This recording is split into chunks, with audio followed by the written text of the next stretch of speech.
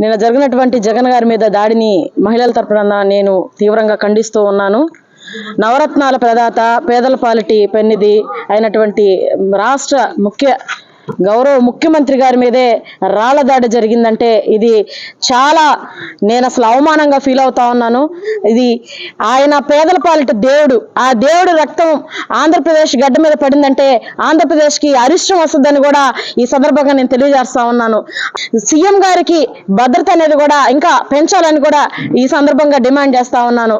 పేదలకి ఎంతో మేలు చేసినటువంటి జగన్ గారి మీద దాడికి పాల్పడినటువంటి ఆ పచ్చ బ్యాచ్లు వాళ్ళ విజ్ఞతకే నేను వదిలేస్తా ఉన్నాను. ఈ రోజు సౌమ్యుడు అయినటువంటి జగన్మోహన్ రెడ్డి గారి మీద మీరు దాడికి దిగారంటే ఇంకా పేదల పరిస్థితి ఏంటి, సామాన్యుల పరిస్థితి ఏంటి?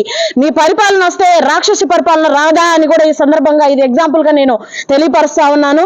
అలాగే ఈ దాడిని కూడా మహిళలందరి తరపున కూడా తీవ్రంగా ఖండిస్తున్నాను.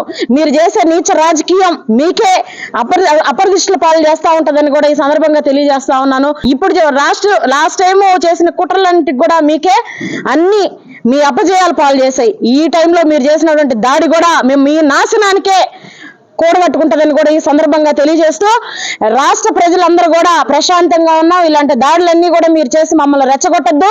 ఎన్నికలు ప్రశాంతంగా సాగాల. ఇది ప్రజాస్వామ్య దేశం, కుట్ర పరిపాలన లేదు, రాబోదు. మమ్మల్ని రెచ్చగొడితే మాత్రం మీకు చెప్పు దెబ్బలు తప్పవని కూడా పచ్చ బ్యాచ్కి నేను తెలియజేస్తాను. నిన్న జరిగినటువంటి జగన్ గారి మీద దాడిని మేము వైఎస్ఆర్సీపీ తరఫున తీవ్రంగా ఖండిస్తున్నాము.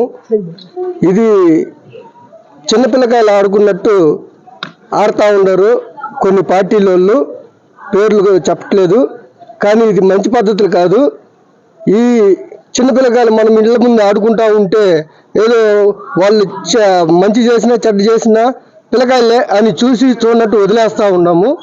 కానీ ఈ జగన్ గారి మీద రక్తగాయమయ్యేటట్టుగా చేయడం అనేది మేము జీర్ణించుకోలేకపోతున్నాము. దయచేసి ఇటువంటి దాడులు ఇంక మీదట జరగకుండా వైసీపీ నాయకుల మీద చాలా చాలా అసభ్యంగా మాట్లాడుతున్నారు. అటువంటి మాటలని ఇంక ఆపండి.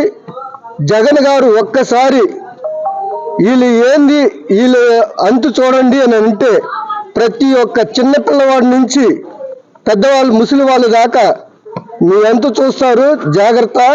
ఇంక మీదట ఇటువంటి దాడులు జగన్ గారి మీద జరగకుండా చూడండి. దయచేసి పోలీసు వాళ్ళకి మేము ఖచ్చితంగా చెప్తున్నాము, మీరు దీంట్లో చాలా వైఫల్యం పొందారు. అయ్యా పోలీసు వారు, ఒక సీఎంకే మీరు భద్రత ఇవ్వలేకపోతే ఇంకా సామాన్య ప్రజలకు ఏమి ఇస్తారు? దయచేసి ఇటువంటివి జరగకుండా మేము ఎంత శాంతిగా ఉన్నామో అంతే శాంతిగా జగనన్న ఉన్నారు. ఆయన మమ్మల్ని ఎక్కడికెక్కడ ఆపుతా ఉన్నాడు. ఆయన ఆపబట్టి మీ ఆగడాలు జరుగుతూ ఉన్నాయి. దయచేసి చేతులు జోడించి చెప్తున్నాము, మీరు సజావుగా ఎన్నికలు జరగాలి అని అనుకుంటే మంచి ప్రవర్తనతో ఓటు అడగండి, లేదంటే మీ ఇష్టం.